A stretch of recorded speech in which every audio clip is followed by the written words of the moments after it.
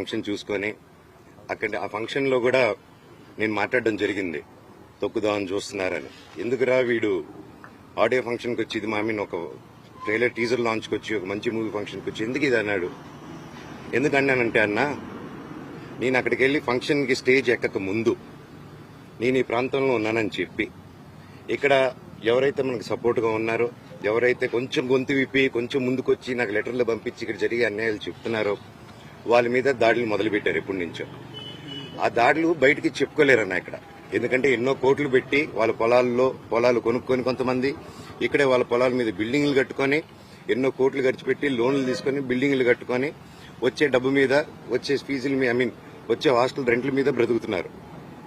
అలాగే వాళ్ళకు వచ్చేది అన్న దాంట్లో నుంచి హేమాద్రి నాయుడు వీళ్ళందరూ కలిసి కొట్టి బెదిరించి ప్రతి ఒక్కరి దగ్గర డబ్బు వసూలు చేస్తున్నారు, పర్ స్టూడెంట్కి ఇంత అని చెప్పి.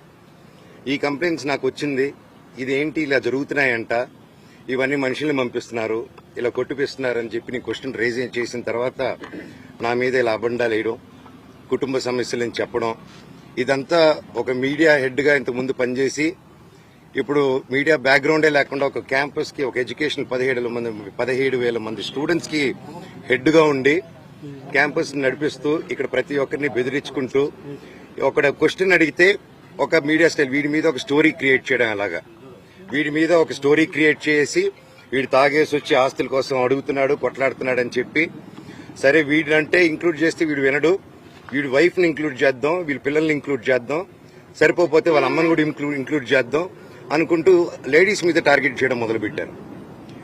ఇక్కడ వాళ్ళందరికీ ఏమైపోయింది, అయ్యో హైదరాబాద్ లో మనోజ్ని ఇంత ఇబ్బంది పెడుతున్నారు, మనోడిని అతన్నే అంత ఇబ్బంది పెడుతుంటే మనల్ని అసలు లెక్క చేస్తారా ఇక్కడ అనేసి ఒక స్ట్రాటజీలో వెళ్తున్నారు వీళ్ళు.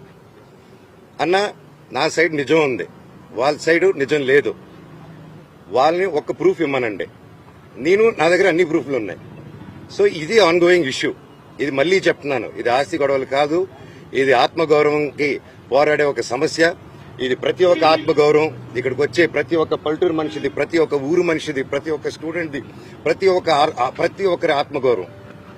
తెలంగాణ గవర్నమెంట్ లో నేను వెళ్లి వెంటనే కంప్లైంట్ చేయగానే డీజీ గారికి, మా కమిషనర్ సుధీర్ బాబు గారికి, అలాగే మా పాడి షరీఫ్ సిఐ, ప్రతి ఒక్కరికి సిఐ గారికి, ప్రతి ఒక్కరికి మేము గురువారెడ్డి గారికి, ప్రతి ఒక్కరికి మేము అక్కడ విన్నపం చేసి ఆ బౌన్సర్ది మీరంతా టీవీలో చూశారు. అక్కడ కాబట్టి బయటకు వచ్చేసింది, అప్పుడు ప్రెస్ లో వచ్చింది కాబట్టి అందరూ ధైర్యం చేసి చెప్పారు కాబట్టి కోర్టు నుంచి ఆర్డర్స్ వచ్చి బౌన్సర్స్ ఉండకూడదని చెప్పి కమిషనర్ గారు కూడా స్ట్రిక్ట్ ఆర్డర్స్ ఇచ్చి అక్కడ కంట్రోల్ చేయగలిగారు. నేను లాస్ట్ టైం ఇక్కడికి వచ్చినప్పుడు, గొడవలకు వచ్చినప్పుడు నేను క్లియర్ గా చెప్పాను, సిఐ గారికి, డిఎస్పీ గారికి క్లియర్ గా చెప్పాను, సార్ ఇలా ఉందంటే వాళ్ళు ఇమీడియట్ గా యాక్షన్ తీసుకొని కంట్రోల్ చేశారు అప్పుడు ఇష్యూని.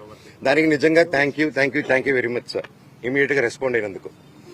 ఈ రోజు నిన్న జరిగిన ఇష్యూలో టక్కని ఒక 10 మంది, నేను కరెక్ట్ గా స్టేజ్ ఎక్కక ముందు కాల్స్ వచ్చింది నాకు, అన్న కూడా పక్కనే ఉన్నారు, టక్కని కాల్స్ వచ్చింది, ఇలాగ మన అనిల్ని ఎఫ్ఐలో అందరూ బౌన్సర్స్ అందరూ ఒక 16 మంది కర్రలు, కటార్లు, రాడ్లతో వచ్చి ధ్వంసం చేశారు.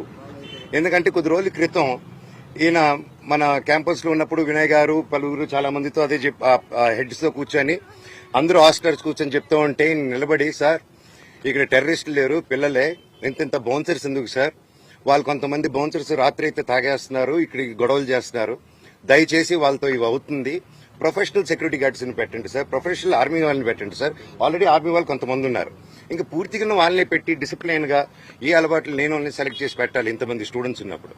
నేను ఫస్ట్ నుంచి ఒకటే చెప్తున్నా, మా ఏరియాలో ప్రతి ఒక్కరిని భయాంతులతో గురి చేస్తున్నారు. సో మళ్ళీ చెప్తున్నాను, ఇక్కడ వీళ్ళని ప్రతి ఒక్కరిని ఇప్పుడు ఈ రోజు కొట్టు మూసుకొని పారిపోయాడు,